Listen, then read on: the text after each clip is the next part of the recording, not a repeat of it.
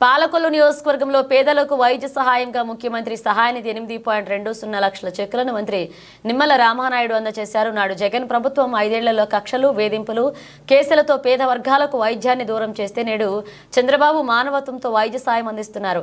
చంద్రబాబు పాలనలో రైతులు నెల రోజుల ముందుగానే సంక్రాంతి వచ్చిందని సంతోషాన్ని వ్యక్తం చేస్తున్నారు.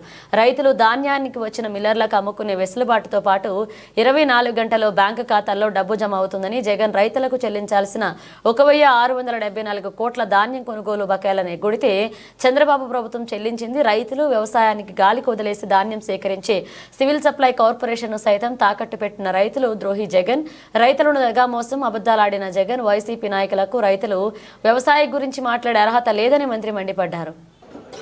ఈ రోజు ఎవరైతే ఆసుపత్రులకు వెళ్లి వైద్యం చేయించుకుని ఆ ఖర్చులకి ఇల్లు, బంగారము తాకట్టు పెట్టుకుని అప్పులు తెచ్చుకునేటువంటి ఆ యొక్క పేషెంట్స్ కి, ఆ ఇంటికి భారం కాకూడదనేటువంటి ఆలోచనతో మళ్ళీ ఈ యొక్క ఎన్డీఏ ప్రభుత్వం వాళ్ళ యొక్క బిల్లులకి సిఎంఆర్ఎఫ్ చెక్కులు ఇంత పెద్ద ఎత్తున ఇస్తూ ఉంది అని అంటే, ఎందుకంటే మీ అందరికీ తెలుసు, వారానికి ముందు ఇదే ప్రాంగణంలో, అంతకు ముందు వారానికి ఇదే ప్రాంగణంలో ప్రతి వారం ఈ మాదిరిగా పెద్ద ఎత్తున లక్షల రూపాయలు ఇవాళ బాధలకి ఇవాళ సిఎంఆర్ఎఫ్ చెక్కులు ఈ ప్రభుత్వం ఇస్తుంది అని అంటే మానవత్వం ఉన్నటువంటి ప్రభుత్వం. అంటే కక్షలు, కేసులు, వేధింపులతో సాగినటువంటి ప్రభుత్వానికి, మానవత్వంతో కూడినటువంటి పాలనతో ఉన్నటువంటి ప్రభుత్వానికి ఉన్నటువంటి తేడా ఏంటనేది ఇవాళ ఇదే ఒక ఉదాహరణ. ఎందుకు ఈ మాట చెప్తూ ఉన్నానంటే, ఎక్కడో ఆంధ్రప్రదేశ్ రాష్ట్రంలోనే కాదు, మన పాలకులలో ఈ మాదిరిగా గత 5 సంవత్సరాల్లో వారం కాదు కదా,